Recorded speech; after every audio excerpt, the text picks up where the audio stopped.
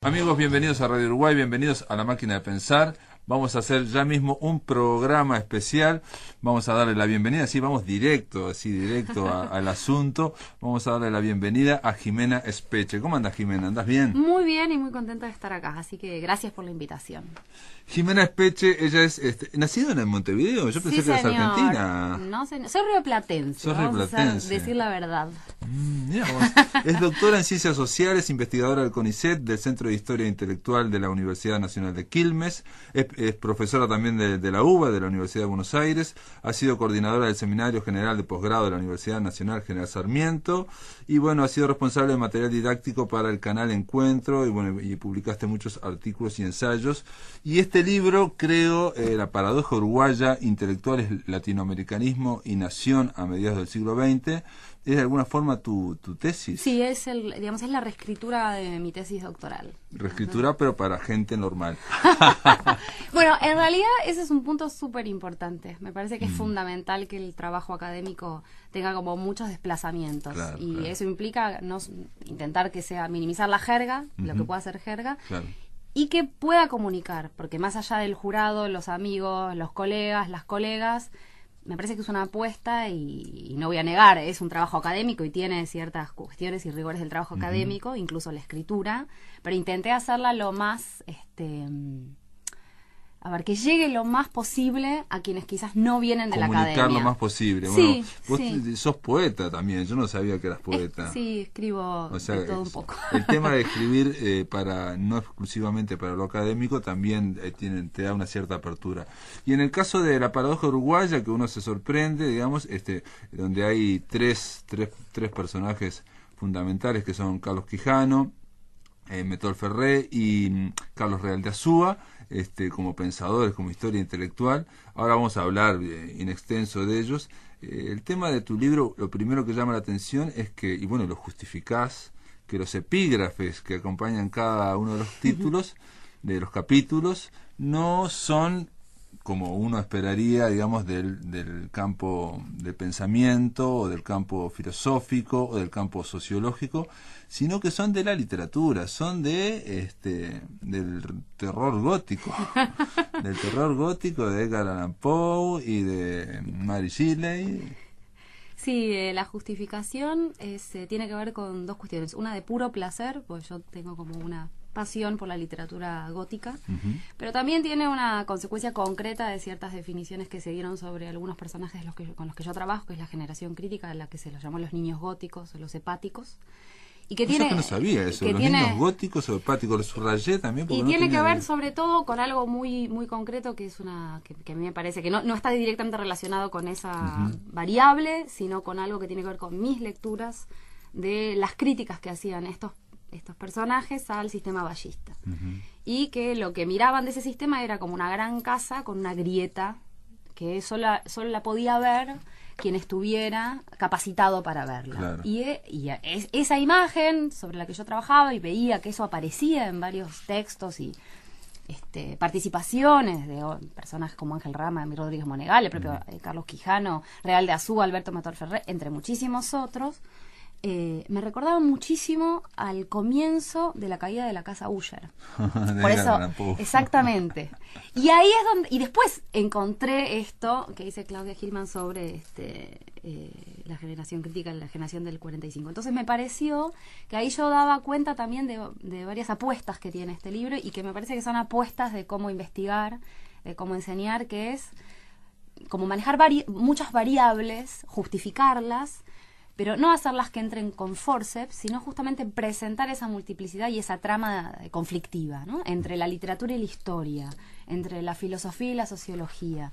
Entre el pensamiento también y tratar de sociabilizar, o sea, ese pensamiento para que tenga ciertas consecuencias o acciones políticas también, ¿no? Sí. Que es lo que Real de Azúa, Quijano y Metol Ferré de alguna forma no se querían circunscribir solo a la academia filosófica, sino que la idea era tratar de poner en circulación. Ideas.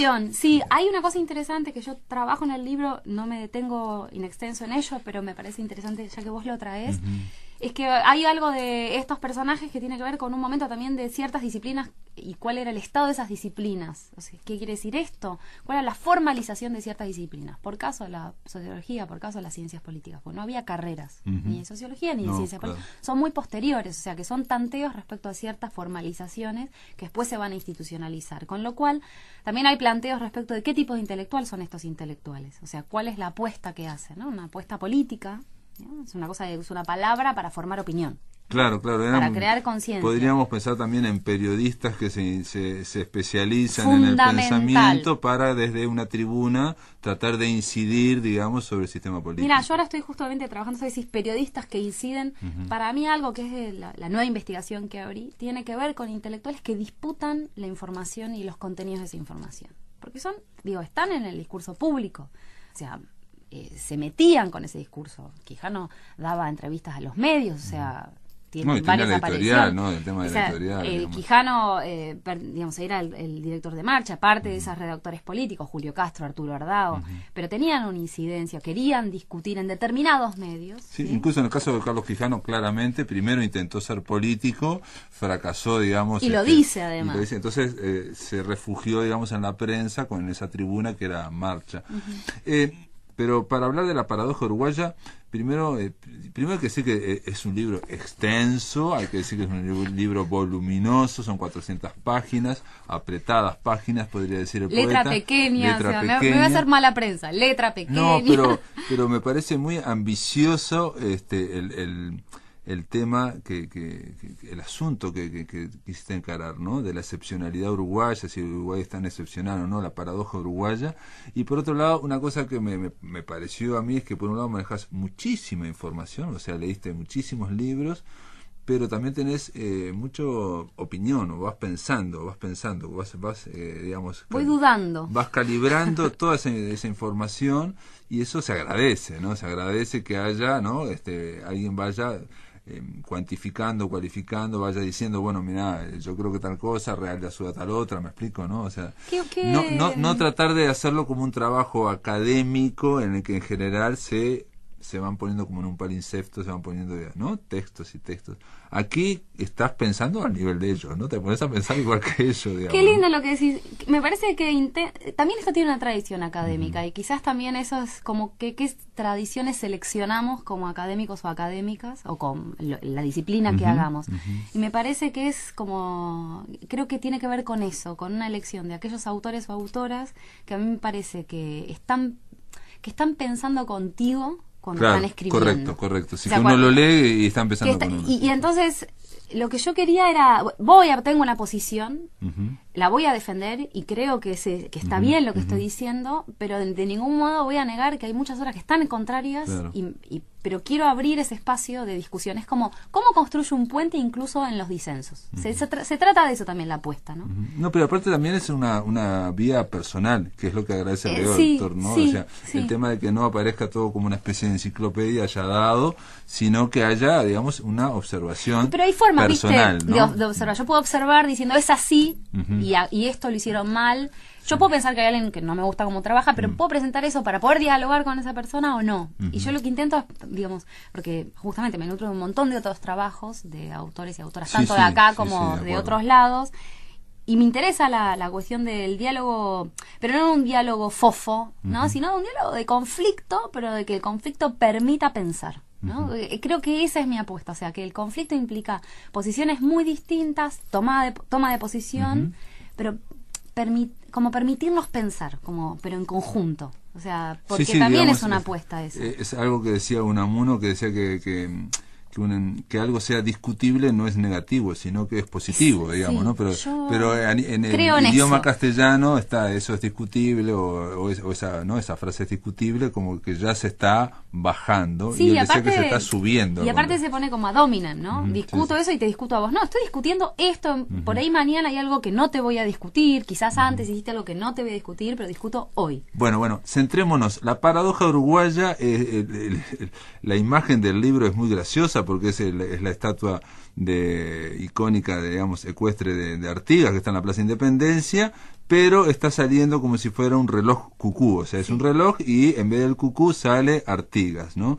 Obviamente esto es una alusión a la famosa Suiza de América que supimos ser o que supieron decir que éramos, en fin, o que se nutrió durante tanto tiempo, y vos lo mencionás como, lo titulaste La paradoja uruguaya. Entonces la primera pregunta, sí, que tendría que haber hecho al principio es, ¿qué es la paradoja uruguaya? Bueno, dos cosas. Voy a empezar por el final y voy a terminar por el principio. Dale. La paradoja uruguaya implica justamente pensar que para varios intelectuales de la élite letrada, sobre todo Monteviana entre los 50 y 60 del siglo XX, pensaron que Uruguay debía ser latinoamericano para no ser latinoamericano. ¿Qué quiere decir esto? Que debía abandonar esas nociones de Suiza de América, saberse parte de esa América Latina y de la región, justamente pensando fórmulas de integración que le permitirían no caer en lo que consideraba habían caído esos otros países, ¿no? O sea, no caer más en el subdesarrollo o en el atraso, exactamente, ¿no? Entonces ¿por qué? Porque veían que, digamos, perdón que te interrumpa, pero veían que la casa, como la casa de Uller, tenía unas grietas, mientras todo el mundo estaba contentísimo como la Suiza de América, ellos veían que ese tren iba contra una pared, un paredón, ¿no? Claro, y a la vez mi apuesta es ver que esas posiciones no son homogéneas, digamos, que discuten entre sí, que discuten incluso en cada uno de los autores en sus trayectorias, es decir, en esa diacronía, en esa sucesión, no hay una continuidad necesaria, es decir, que alguien sea coherente no significa que no hay particiones en ese pensamiento, errores garrafales de los que hemos hablado. Digo, por ejemplo, Real de Azúa y su ascripción al comienzo, hablábamos antes en el off the record. Y me parece fundamental poner justamente esas contradicciones porque también presenta las elecciones de estos personajes en coyunturas específicas. Entonces, en determinado momento, la crítica al sistema vallista en algunos casos va a ser total, en otros casos va a ser con algunos atenuantes, no necesariamente a todo lo que significó el vallismo, pero sí no asociar a que el vallismo era la esencia de lo uruguayo, ¿no? O también la idea también que ya en los años entre 50 y 60 lo que era ese proyecto vallista estaba, digamos, fosilizándose, estaba, digamos, se estaba comenzando una crisis que, bueno, vino Luis Valleverri intentando hacer un segundo vallista, tercero vallista, no sé, digo, un neovallismo. Sí, lo que dice Luis ¿qué dice? Lo que pensaba era justamente esa idea de crítica al vallismo y de recrearlo, digamos. Y de recrearlo con lo que se llamó el neovallismo. También fue criticado, también fue puesto en signo de interrogación, pero lo que también me interesa marcar en eso es que esa idea de paradoja justamente no cierra la discusión, quiere plantear cómo en esos momentos había varias tramas, varias discusiones respecto de lo que había sido y podía ser el Uruguay. Y a mí lo que me parece importante, y esto lo suscribo, es muchas veces se dice, o tanto desde afuera como desde el Uruguay, como dentro del Uruguay, que el Uruguay no es un país nacionalista, ¿no? Porque la idea del nacionalismo es un nacionalismo expansionista, digamos. Y en realidad, si uno mira la trayectoria de estos personajes, son profundamente nacionalistas, porque creen que hay algo particular, específico, de ese país diferenciado de otros, y la noción de excepcionalidad, incluso la crítica de la excepcionalidad, hay posturas sobre esa crítica de la excepcionalidad recuperando la excepcionalidad. Esa es la otra paradoja. Por ejemplo, una excepcionalidad de Uruguay sería la capacidad de nexo entre Argentina y Brasil para pensar una integración regional. Sería el único país que en la cuenca del Plata podría sostener esa capacidad.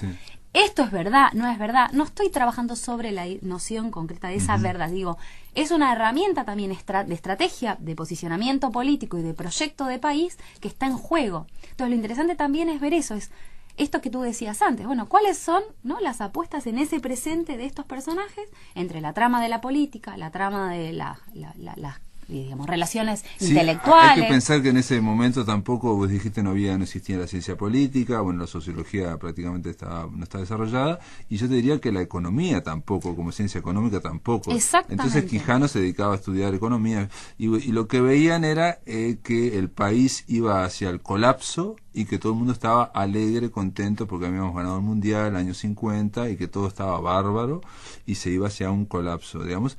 No enseguida, pero en realidad todos acertaron, ¿no? A menos de 15 años, digamos. Pero mirá, es súper interesante eso, pero a la vez es interesante porque las fechas del colapso son muy variables. el colapso empieza en el 55, en el 58, en el 65. Claro. Y esto no niega, por ejemplo, lo que significó el 65 en términos de la quiebra bancaria, digamos. Eso Correcto. no estoy negando eso, digo. Pero la noción misma de crisis también hay que historizarla. Porque es en función de qué hay una crisis y cómo se historiza esa crisis. Pero de todas formas, estos tres que estás estudiando, o que estudias, que es Alberto Metor Ferré, Carlos Quijano y Carlos Real de Azúa, los tres, igual había otros intelectuales que también decían lo mismo, ¿no? Vamos hacia el colapso, vamos, Sí, y sí. todo el mundo estaba contento y como el Titanic, ¿no? Contentísimo, ¿no? Cada uno proponía diferentes salidas, diferentes opciones para que, como decís vos, la paradoja uruguaya, para que el Uruguay siguiera siendo excepcional, tenía que cambiar, tenía que hacer una excepción en su propia historia, Sí, ¿no? De alguna forma, ¿no? Ese juego con la excepción me permitió ver estas cosas que vos marcás, ¿no? Y me parece que esos tres autores, pero podemos pensar también en Benedetti, bueno, decía Rama, Rodríguez Monegal, digo, Sí, un sí, cúmulo de Ardao, autores, Arturo Ardao, Ardao, digamos, sí, son sí. varios autores con los que trabajo, si bien me centro en estos últimos tres, en el Quijano, Metol y Real de Azúa, estaba mirando eso, pero a la vez hay que decir que no eran los únicos que estaban mirando, o sea, también construyeron sobre sus propias trayectorias la idea de que eran los únicos que podían mirar, porque si vos seguís también, había un montón de sindicalistas, políticos que también estaban mirando eso. Entonces también hay, uno podría decir, un gesto de ciertos intelectuales es nosotros podemos, digamos, hay una crisis que solo somos nosotros los que la podemos diagnosticar. Claro. Y hay que decir un detalle que es más perverso todavía todo esto, es que Uruguay, ellos lo veían que íbamos a una crisis y en ese momento Uruguay se embarca en el colegiado, ¿no? Que para una crisis es lo peor que puede ocurrir, digamos, de hacer una presidencia colegiada entre 5 o 6. Ahí no lo sé, ¿No? No lo sé, es me como... me parece que se estaba experimentando, haciendo experiencia, como diciendo nosotros podemos hacer, como siempre siguiendo la idea de la Suiza de América, y cuando lo que se necesitaba es algo más ejecutivo. Bueno, por eso es lo que pienso yo. No, por eso, esa es una discusión que vamos a largo, duro y parejo. Igual es interesante vamos porque... a dale, después de la pausa. No, ¿te pero parece? es interesante. Pero una cosa que sí quería decir es que este dibujo que ilustra la tapa es de un autor argentino contemporáneo, Nicolás Arispe, a quien yo le pedí que, bueno, que pensara un dibujo para la tapa y fue hecho a propósito. O sea, él leyendo partes del libro, ejecutó este concepto. Sí, sí. Bueno, está muy bien. Y si te fijas, las líneas de ese reloj cucú tiene que ver con también una mirada del gótico, ¿no? De las imágenes que uno ve en las tapas de libros de terror. Sí, quedó chico ese Artigas, pero en realidad... es muy grande en lo que es el peso en el libro, la exacto, figura de Artigas, diría. Y aparte el hecho de que de última sea el cucú de un reloj cucú, ¿no? Es Artigas. Amigos, después de la pausa continuamos aquí en La Máquina de Pensar. Estamos conversando con la investigadora Jimena Speche. En el aire de Radio Uruguay, La Máquina de Pensar. Continuamos, amigos, estamos conversando en La Máquina de Pensar sobre este libro llamado La Paradoja Uruguaya, que tiene un subtítulo que se llama, que dice Intelectuales, Latinoamericanismo y Nación a mediados del siglo XX. Este libro está editado por la Universidad Nacional de Quilmes y estamos con su autora Jimena Speche y, bueno, básicamente hablamos en el bloque anterior sobre lo que sería el contexto, ¿no? El contexto de este país que era, digamos, de ensueño, según los nostálgicos, ¿no? Digamos, el campeón mundial del Maracaná se pone porque en ese momento, bueno, la idea de que un peso, un dólar, en fin, toda la época de las vacas gordas, y que se encaminaba tranquilamente, según muchos, hacia el colapso, ¿no? Que fue anunciado por muchos intelectuales. Recuerdo, por ejemplo, también hay un libro de Mario Benedetti que dice El país de la cola de paja, ¿no? O sea, la idea de que frente a esa autosatisfacción uruguaya, ¿no? Que frente a los vecinos, esto es un remanso de estabilidad. Que, atención, todo esto lo podemos volver a decir ahora, ¿no? Yo lo digo una y otra vez, Uruguay es una isla de estabilidad en estos momentos brutales que está sufriendo el continente, Argentina, pero no solamente Brasil y en otros países, y aparte Europa, y aparte Estados Unidos, podríamos seguir, ¿no? México. Hay una especie de isla de estabilidad aquí, donde los uruguayos somos muy críticos, ¿no? Criticamos todo, decimos que está todo horrible, pero porque creo yo que es parte de ese provincianismo también de no mirar a los vecinos, ¿no? Lo que está ocurriendo, ¿no? Eso. Yo por el contrario pienso que en realidad sí se mira mucho a los vecinos. Sí. La cuestión es cómo se mira, ¿no? Porque uno puede mirar mucho a los vecinos y no mirar. No mirar las relaciones, no mirar los lugares. Justo ayer estuve en estas jornadas, en el 50º de la publicación del libro El Uruguay como problema, y justamente esto fue uno de los temas, ¿no? ¿Cuáles son las perspectivas de análisis, ¿no? ¿Cómo miramos? Me parece que en el caso particular de estos años 50 y 60, si vos mirás, yo qué sé, la prensa uruguaya del periodo, te diría desde los 30 en adelante, las tapas son tapas internacionales, ¿no? Son tapas sumamente cosmopolitas, en donde la noticia internacional prima. Mirá. Hay mucha noticia política, pero la cobertura, pero eso es compartido por la prensa porteña, por lo que estoy ahora investigando. La cuestión es cómo eso se vincula Sí. con la noticia nacional. Cómo se asimilaba, digamos. Sí, y cómo se ubica, y bueno, hay algo que es bien interesante, que todos estos personajes tenían una mirada profundamente, uno podría llamar geopolítica, ¿no? Estaban mirando cuál es la estrategia de posicionamiento, relaciones internacionales, relaciones exteriores de Uruguay en función de el peso contrapeso que podía ser o no Brasil, Argentina, vinculada con Estados Unidos, qué había pasado con Inglaterra. Digo, tanto Real de Azúa como Quijano como Quijano. Metol están pensando en esa línea, y es interesante porque es una línea que se fue abandonando, por lo menos en lo que es las ciencias sociales. Digo, se dejó para un discurso militar el tema de la geopolítica, y ahora se renueva en las ciencias sociales. Se empieza a mirar, justamente recuperando una disciplina, entre comillas, y no asociándola con el discurso militar, justamente, sino pensándola en términos económicos, en términos culturales. De bloques regionales. Exactamente. Eso ocurrió a fines de a mediados de los 90, ¿no? Con la creación del Mercosur, y digo, pero que el Mercosur no surge solamente porque surge acá, sino, digamos, es consecuencia de que Muchos a nivel años. del mundo, ¿no? Pero aparte, digamos, la tendencia a los bloques regionales. Totalmente. Económicos, y la idea de que un país solo, aislado, por ejemplo, ahora ocurrió con el intento de independencia de Cataluña, una de las cosas que se decían, ustedes no van a estar por fuera de la Unión Europea, ¿cómo se van a desarrollar? Eso yo lo planteé a amigos catalanes, y uno de ellos me decía, bueno, pero hay algunos casos de países que se desarrollan por fuera de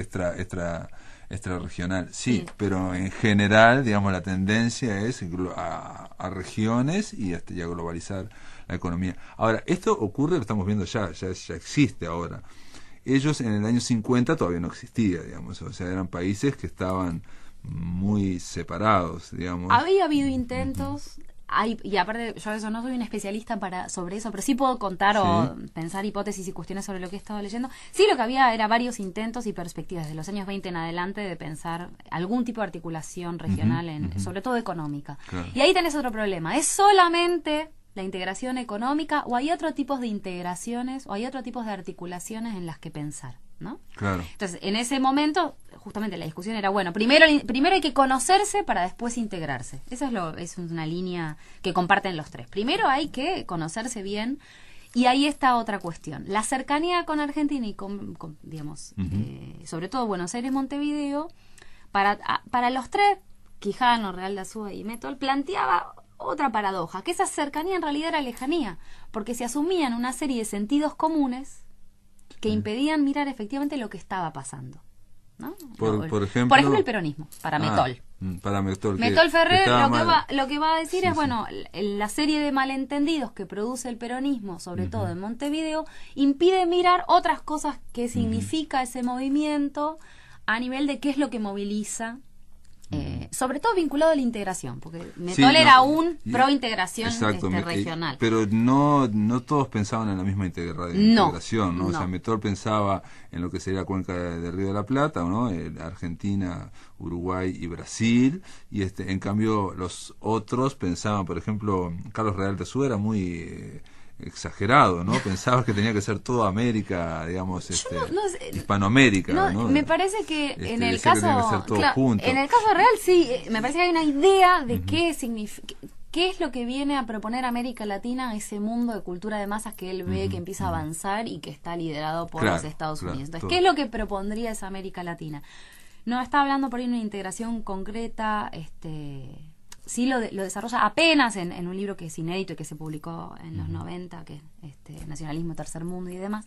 Pero sí está pensando en una idea como de ecumene latinoamericana. De hay algo que es como un residual de ciertos valores que se desarrolla el capitalismo occidental estaría dando vinculado por con lo tierra. ibérica, Con lo ibérico, con cierta... Él lo llama ¿cómo se llaman? Los caracteres heredocristianos, les va a decir. Heredo cristiano, es Sí. muy complicado. Pero un detalle que a mí me interesa, porque digo, capaz que estamos hablando de la integración, estamos hablando del colapso al cual iba Uruguay, pero hay un detalle que está por debajo de todo esto, que es este.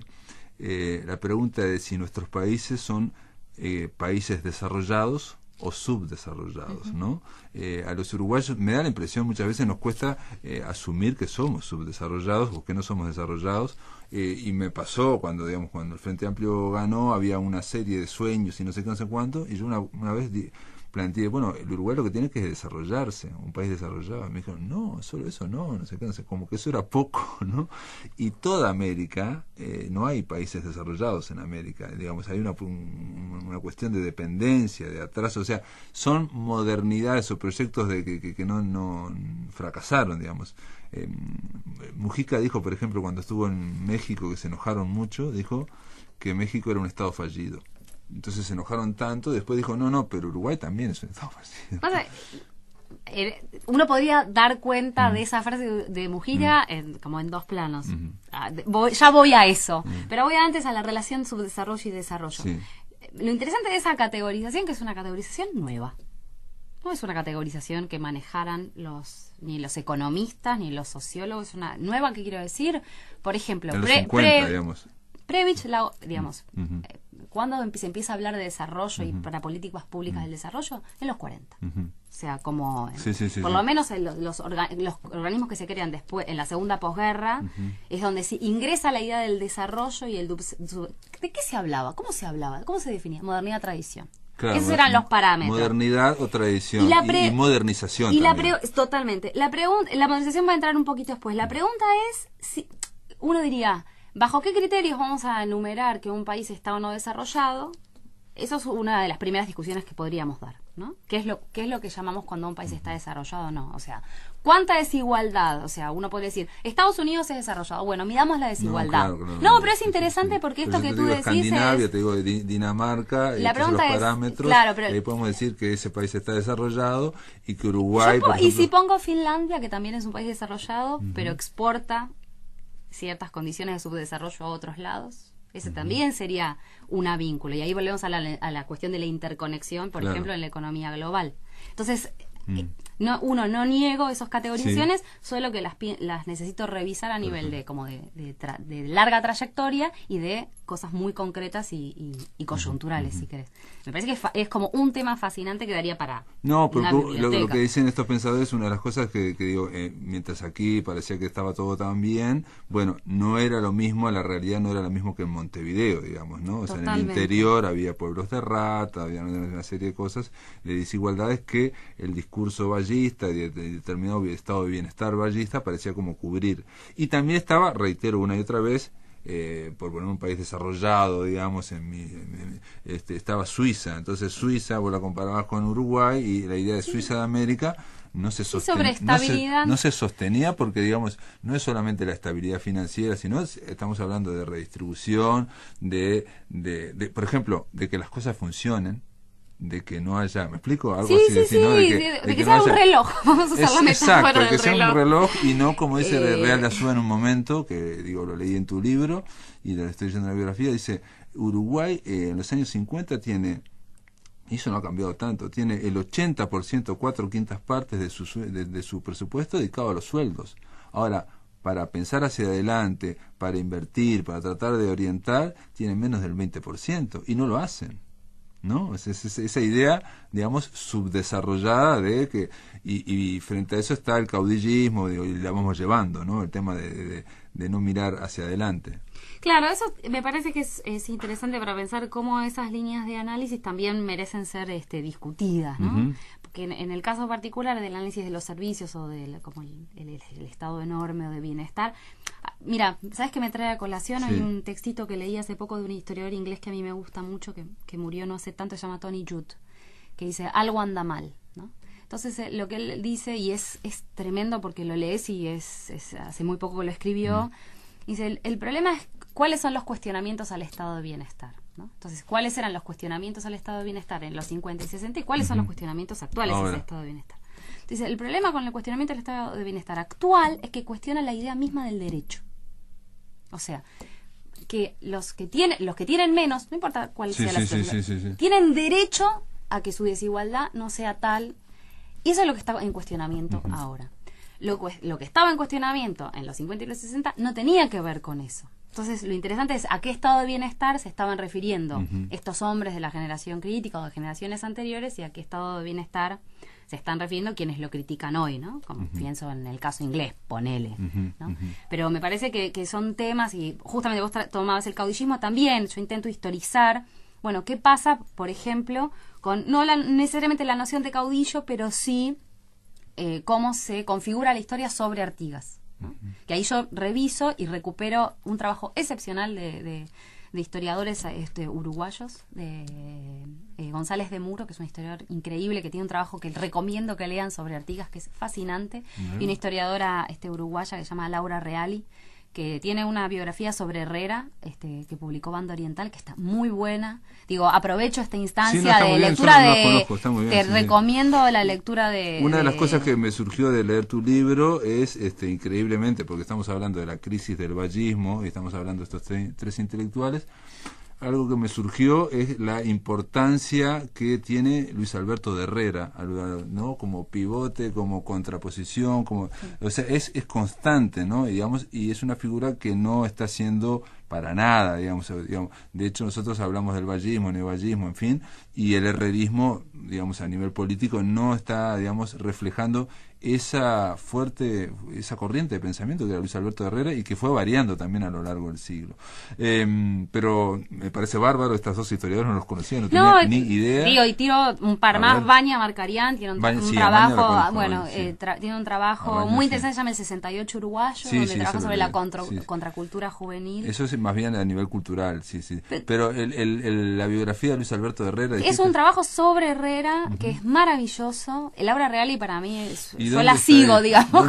Banda Oriental. Está en Banda Oriental y creo que salió el año pasado, si no me equivoco. Recomiendo enfáticamente que sigan a Laura. La biografía de Luis Alberto Herrera. Muy bien. Sí, es muy, muy genial. Muy bien, vamos a hacer una pausa, amigos. Estamos conversando con Jimena Espeche, estamos en La Máquina de Pensar. Después de la pausa continuamos aquí por Radio Uruguay. En el aire de Radio Uruguay, La Máquina de Pensar.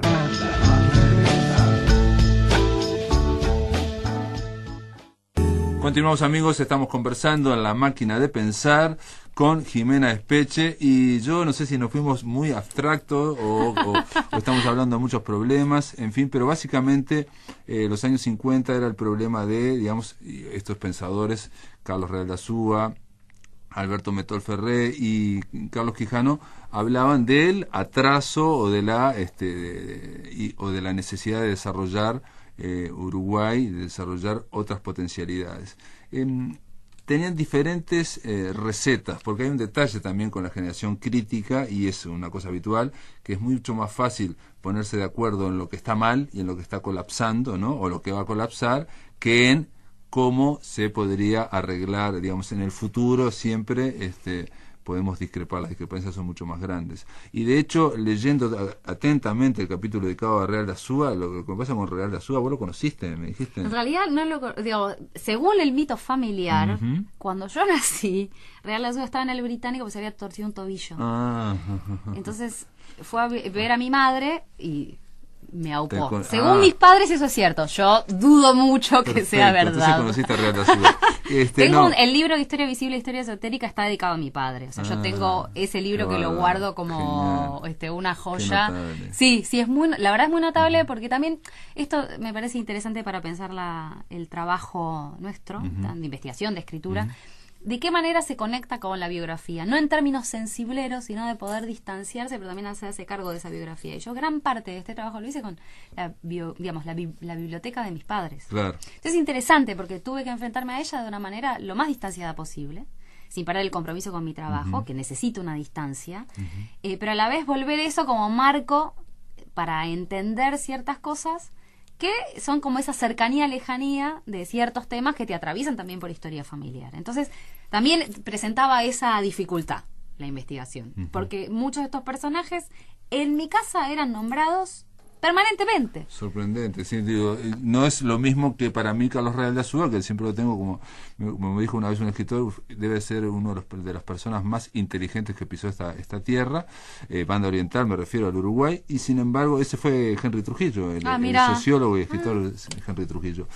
Me lo comentó en una semana que dedicamos aquí a Real de Azúa. Te digo una solita cosa. Tulio Alperindongui, gran historiador argentino, era muy amigo de Real de Azúa. Alperín. De hecho, Alperindongui le dedica a Real de Azúa un textito maravilloso que se llama Una nación para el desierto argentino, que es un clásico de la historiografía argentina. Entonces, me parece que vale la pena, y se ha empezado a hacer, pensar de ambas orillas ese tipo de tramas y amistades intelectuales como la de Alperín y Real de Azúa. Vos mencionás también a Abelardo Ramos. Totalmente. Y Alberto Metol Ferrer, Tucho Metol Ferrer. Pero lo que yo te quería decir es de Carlos Real de Azúa, que uno lee el capítulo que vos le dedicás y queda clara la crítica muy profunda, ¿no? Tratando, por ejemplo, de superar lo que sería el economicismo, o sea, pensar que solo las crisis son económicas o solamente vienen por un problema de desarrollo económico y que si vendes más él intentaba obviamente saltarse todo eso, ¿no? Pero no me queda para nada claro qué es lo que proponía, digamos, ¿no? Es que su propuesta era la como revisión de tradiciones que no había que abandonar. No para negar la modernización, esto es su propuesta, sino justamente que hay cuestiones culturales que deben ser atendidas, y eso implica justamente un compromiso intelectual, casi una pedagogía, ¿sí? De aquello que la cultura con mayúscula debe ser. Eso es una propuesta de refundación cultural. Sí, como que los hombres cultos tienen que, digamos, infundir, digamos, series de informaciones o de cultura para que en un punto muy conservador, no diría. No, para que el país levante, digamos, desde el punto de vista anímico, mental. Pero lo que pasa es que lo piensan más claro, pero es algo que excede al país. Tiene que ver con algo que excede al país y que es algo que implica a toda América Latina. Sí, parece muy poco práctico, más allá de conservador. Parece poco, digamos, no, porque implica también una idea de que solo más allá, claro, pero justamente digo conservador, a ver, es mal, la palabra no es la correcta, hay algo de cierto elitismo cuando se considera que solo algo así como la alta cultura es la que forma cultura, ¿no? Entonces, esa también es una tensión de estos intelectuales. A mí yo leyendo ese capítulo pensé, porque justo hace muy poquito dedicamos una semana a Rodó, y también con Quijano, increíblemente, y incluso hasta con Metol Ferrer, que todos ellos son, de alguna forma, hijos de Rodó, y en este sentido, hay una frase que hay de José Enrique Rodó, que él dice que la vida es cambio constante y continuo, y aquel que no quiere cambiar o cree que no puede cambiar está siendo modificado inconscientemente por el tiempo. Entonces hay un cambio constante. Entonces él decía que hay que asumir eso y hay que, y que aparte él decía que en una frase Rodó dice que nos cambia todo, desde la última, o sea, la piel, exacto, desde las imágenes. Y una frase que a mí me sorprendió por lo actual, digamos, es que cada una de las imágenes que hemos percibido va dejando un sustrato en nuestro inconsciente, en nuestro subconsciente, dice, ¿no?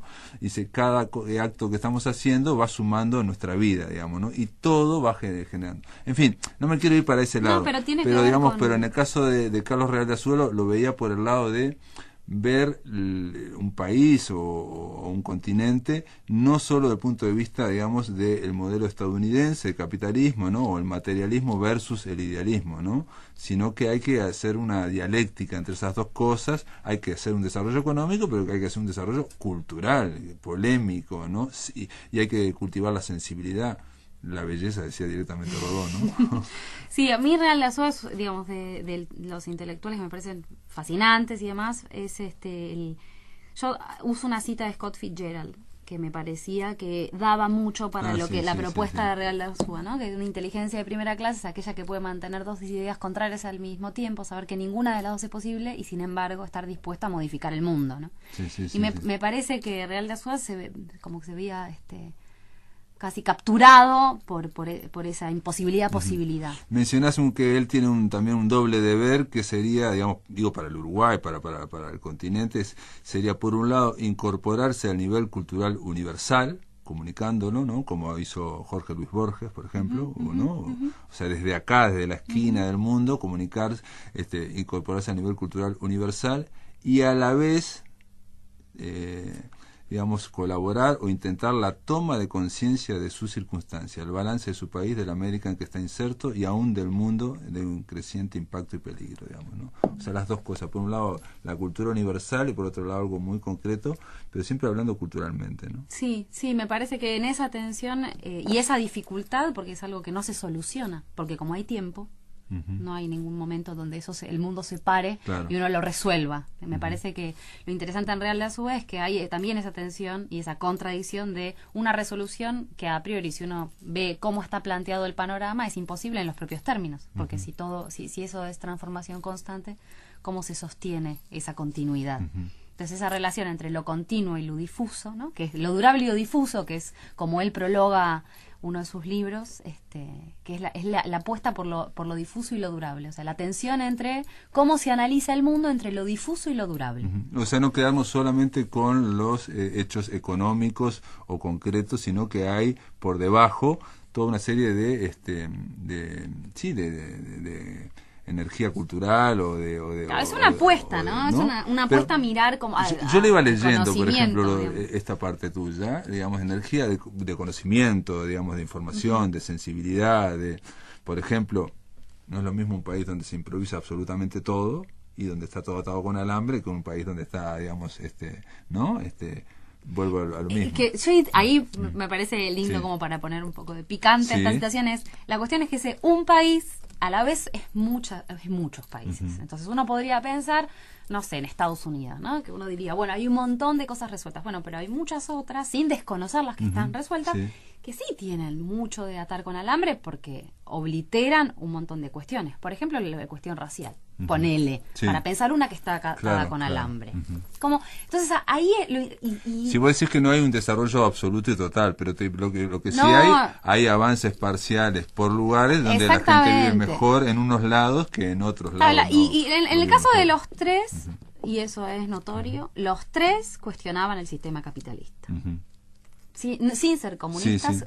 Quijano sí fue comunista y fue vinculado... Quijano estuvo vinculado al comunismo. Natalia Agustelo tiene un trabajo muy excepcional sobre sobre Quijano y la reforma universitaria y demás, y el antiimperialismo de los jóvenes uruguayos del Ateneo y la revista Ariel. Pero ninguno de los tres discuten fuertemente el sistema capitalista. Pero lo discuten y lo discuten en el medio de la Guerra Fría, que era ¿cómo discutir el sistema capitalista? En medio de la Guerra Fría, desde un país de la periferia. Sí, y sobre todo discuten, digamos, los modelos de desarrollo que quería implementar, digamos, ese que venían, digamos. Claro, y los discuten a la vez sin querer ingresar en la dinámica de la Guerra Fría, que era a favor de Rusia o comunismo o capitalismo. Claro. Entonces buscan una tercera vía a la que van a adscribir, que es el tercerismo, que también va a ser un centro de discusión furibunda para ciertos sectores. Yo cito ahí una transcripción de unas charlas que se dieron en la Federación Universitaria, que amablemente Rodolfo Porrini, otro historiador uruguayo también, que hay que seguirle la estela, que trabaja sobre trabajo y socialismo acá, me permitió ver, que era una fuente que él tenía, y esto también pasa, ¿no? Esto también parte del trabajo colaborativo de la academia, la producción colectiva del conocimiento. Tengo esta fuente, vení a verla porque te va a servir para tu trabajo. Bueno, el problema del tercerismo y la tercera posición, ¿no? Como estos tres intelectuales estaban pensando, bueno, hay una tercera vía que hay que construir, que es la vía primero latinoamericana y después va a ser del tercer mundo, que incorpora el sur-sur, ¿no? África, Asia, los países... todo desde, como decía Quijano, desde un país, desde la esquina de un continente, del cono sur, dentro de un sector, digamos, de que podría ser de una fuerza política pequeña en ese momento como el Frente Amplio, ¿no? O sea, él lo hacía eso porque también hay una tendencia uruguaya al universalismo, digamos, ¿no? Hay una tendencia al cosmopolitismo, vos lo mencionás varias veces, y yo creo que está en todos nosotros, digamos, ¿no? Eso sí sería una de las cosas de los uruguayos, es qué somos, no somos, digamos, ¿no? Esa discusión si somos un país viable, si no somos un pero país fíjate, viable. Pero esa abstracción, yo lo he conversado con Gerardo Caetano, digamos, que la gente, los gurises en la escuela en los años 40 decían, sí, mi patria es el mundo, decían cosas así, ¿no? Pero mira, el tema de la viabilidad y la excepción, si vos seguís la historia boliviana o paraguaya o costarricense, tienen las mismas preguntas. La Argentina tiene las mismas... Sí. Estados Unidos tiene la Claro, pregunta pero sobre en la el caso excepción. uruguayo, por ejemplo, te digo porque una vez entrevisté a una venezolana que estaba acá en Uruguay y ella empezó a hacer en una columna, en un diario, empezó a hacer solamente observaciones, ¿no?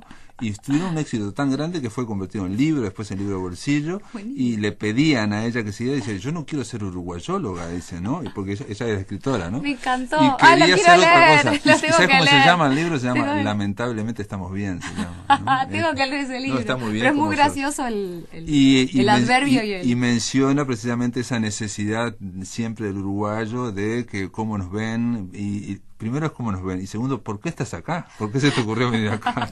Esa era la otra pregunta. En fin, no se puede hablar, digo, hablamos de Real de Azúa porque me interesaba en concreto, y me interesaba también mientras iba leyendo ese capítulo, pensé en Borges, y vos lo incluís, Sí. tanto Borges como Real de Azúa se planteaban qué hacer desde esta esquina del mundo, ¿no? Si se puede pensar, digamos, si se puede pensar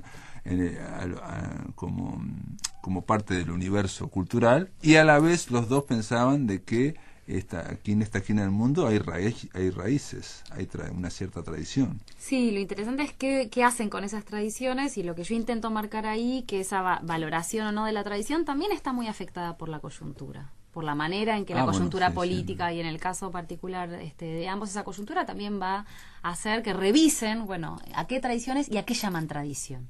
Esto que parece tan abstracto, en realidad lo que a mí me interesaba hacer, no sé si lo logré, es ver lo material de eso, qué significa, qué tipo de libros publican, cómo se enfrentan a la prensa, qué discusiones tienen, qué leen, cómo lo están leyendo. Pero siempre con es quién una discutan. narración de sí mismos, de su tradición familiar, de sus valores, en fin, y la idea de que, bueno, obviamente Borges no le interesaba, digamos, pero la idea de que lo económico, que en ese momento primaba mucho como, ¿no? Digamos, no era solo lo que movía, digamos, al mundo, ¿no? Sí, lo interesante En el caso es de Real de que Azúa, en el caso de Real de Azúa, no en el caso de Quijano, que Quijano sí hacía lo que pasa es análisis que más cuantitativos. no, Quijano era un especialista en economía, le interesaba, digamos, economía aparte financiera, economía sí, bueno, él de había producción, sido asesor sí. del Banco de Londres durante muchos años, renegaba de Keynes, tenía como sus posturas, es uno de los primeros que intenta pensar la economía y ver cómo se puede hacer una disciplina que tenga una carrera y demás.